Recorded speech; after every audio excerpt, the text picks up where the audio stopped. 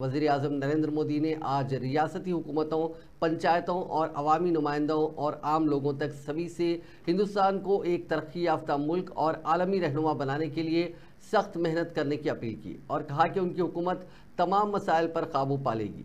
रुकावटों और मनफी सोच को पीछे छोड़कर इस्लाहात के रथ पर सवार होकर इस मकसद को हासिल करने में कोई कसर नहीं छोड़ेंगे। बदउनवानी, अखरबा परवरी, ज़ात परस्ती और साबिक़ा सियासी क़यादत के जमूत को बरकरार रखने के रुझान को मुल्क की तरक्की के सफ़र में रुकावट करार देते हुए मोदी ने मुल्क में मौजूदा सिविल कोड की जगह एक सेकुलर सिविल कोड की ज़रूरत पर भी जोर दिया।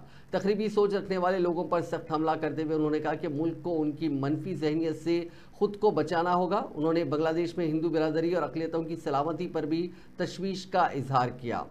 आज वज़ीर आज़म नरेंद्र मोदी ने मुसलसल तीसरी बार मुल्क और अवाम की खिदमत का मौका देने पर हमवतनों का शुक्रिया अदा करते हुए कहा कि वो उनकी उमंगों की तकमील के लिए दिन रात 3 गुना ज़्यादा मेहनत करेंगे।